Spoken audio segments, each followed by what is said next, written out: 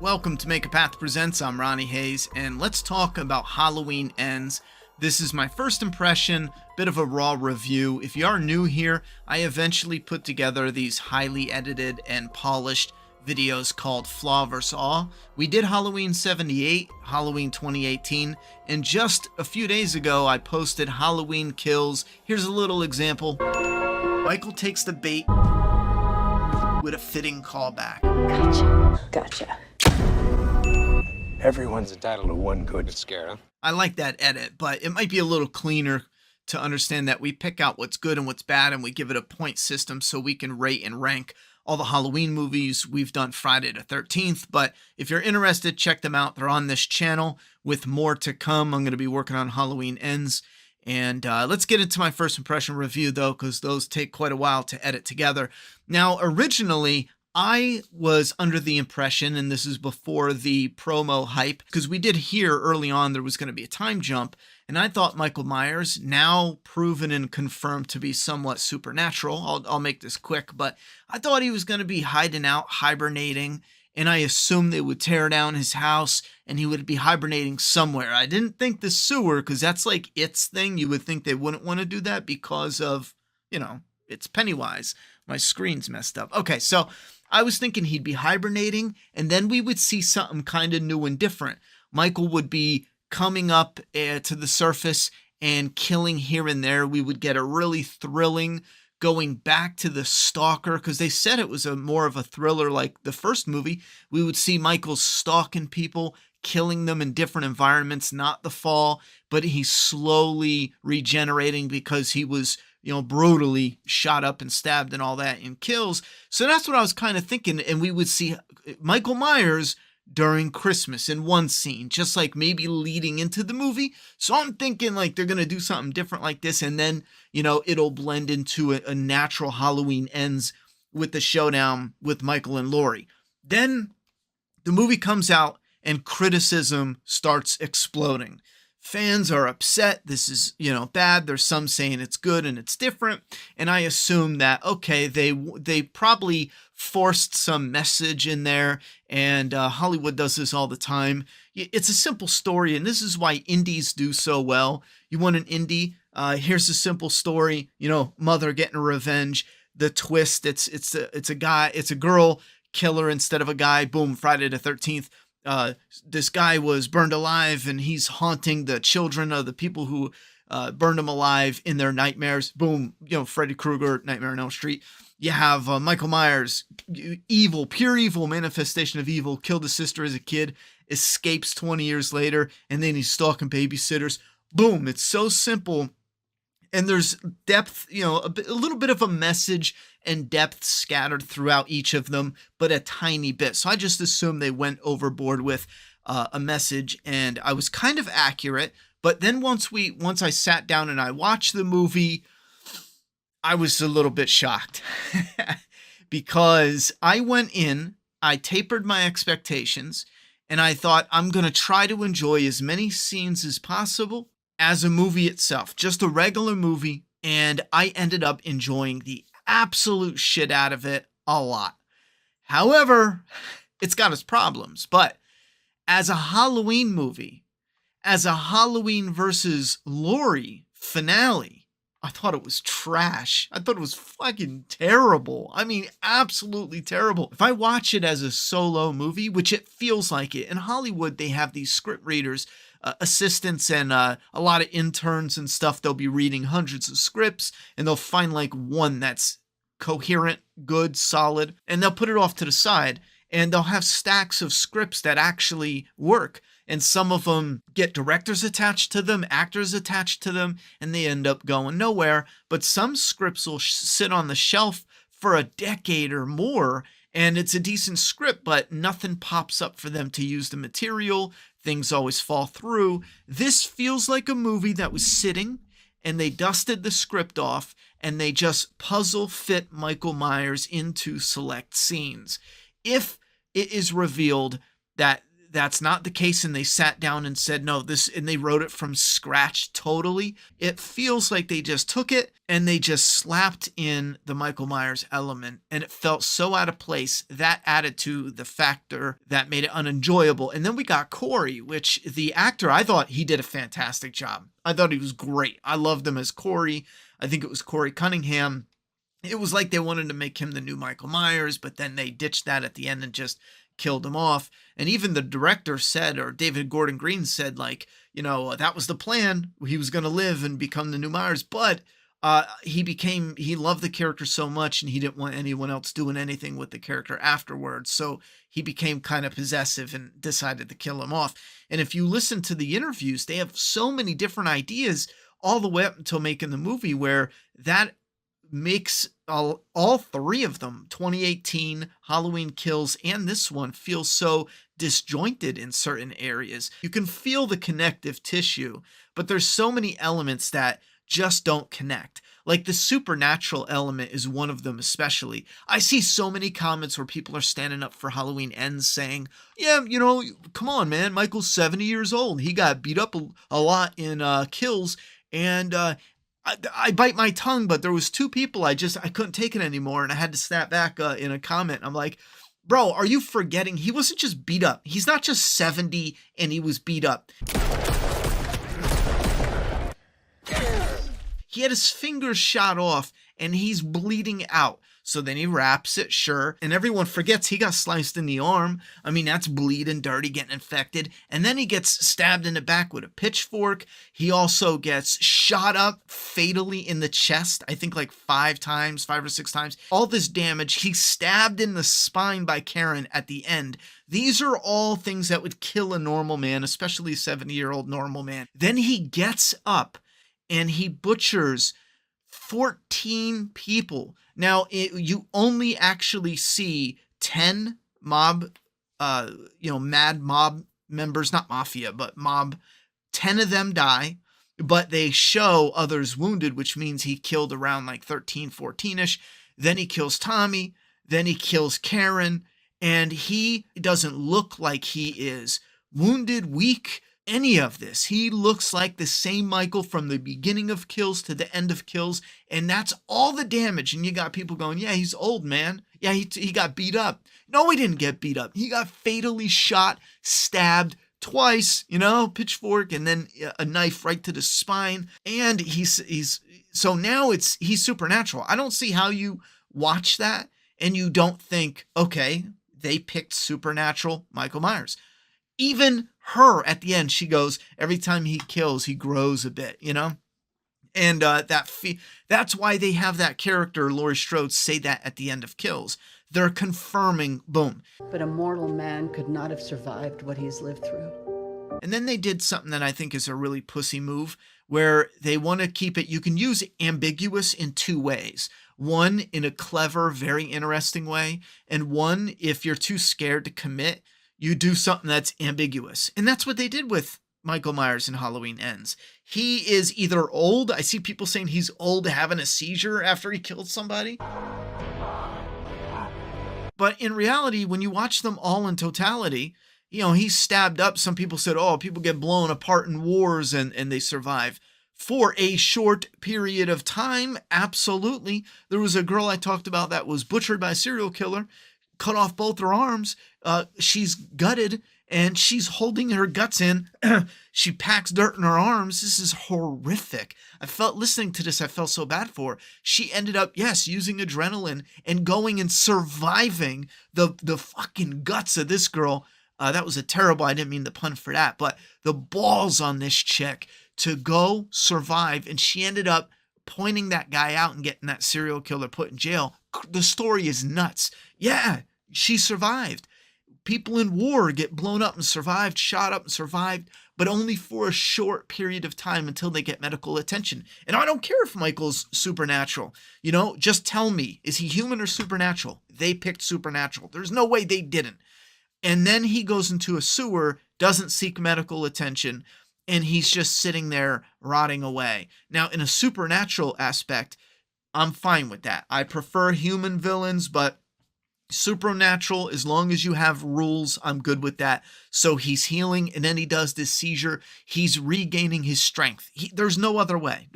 He has to be regaining his strength. It doesn't make any sense. He's looking into Corey's eyes, and they're falling in love.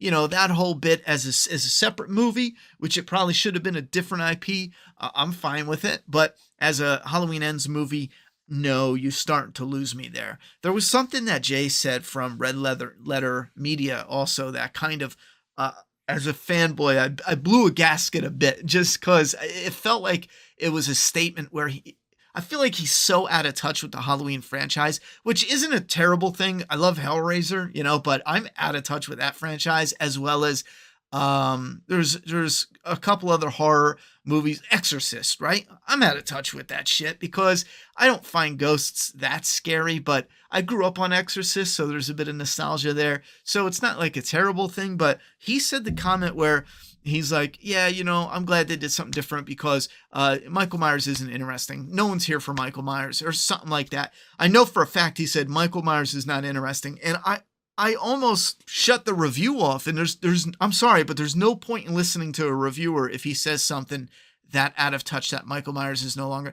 Michael Myers is the sole interest here.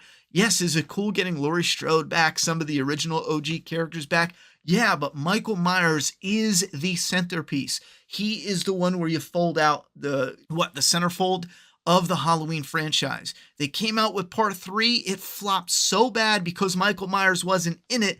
They brought him back for part 4. If you made a movie next year with Laurie Strode, Show grief your fucking tits. and then a year later you made a movie with just Michael Myers, the Laurie Strode movie will flop because Laurie Strode without Michael Myers is nothing. I'm sorry, I love Laurie too. She's nothing without Myers. Same thing goes for, there's a difference between Michael Myers and Ghostface. There's a difference between Jason Voorhees and Ghostface, Freddy Krueger and Ghostface. They have established backstories and lore and who the characters are, and it fits with them. Why do fans rage and why are they disappointed when Corey's doing the killing and not Michael Myers? Because he's acting, he's pretending.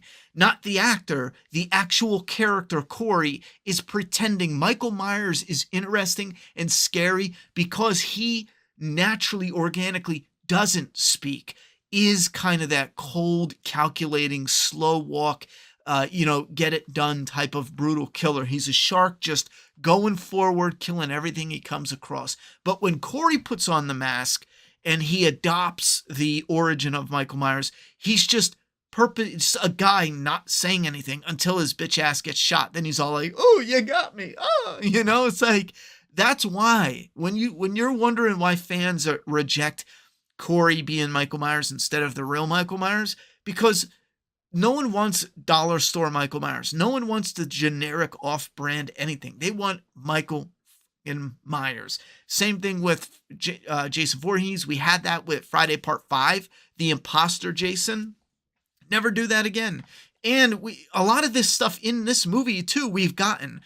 Friday Part 5, with the imposter Jason, the imposter Michael Myers. We've gotten that. Did you notice the weird hand split with Michael Myers? They did the same thing with Friday Part 4 when that girl was trying to save her brother and she split Jason Voorhees' hands with a machete.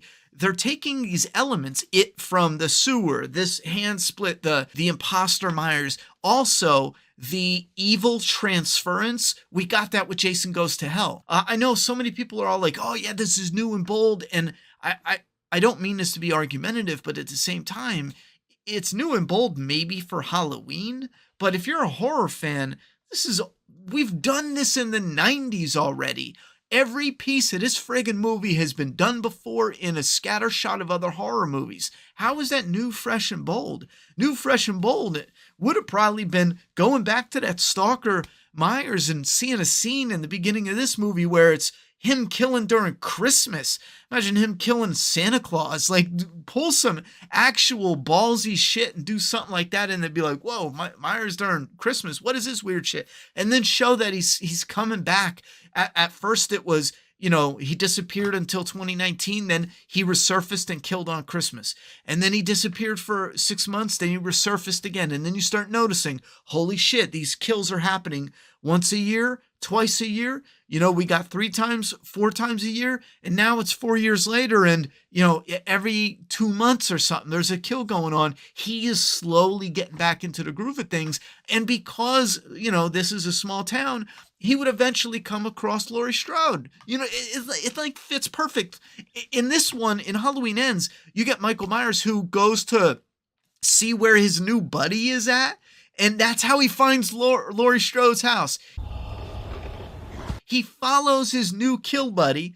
And then he's like, oh, that's where you are? Oh, you're coincidentally at my arch nemesis, arch rival, whatever. I fucked that up. But you're coincidentally at her house. And then he disappears. He bounces. He doesn't kill her. He doesn't try. He just leaves. He's like, okay, I'm out.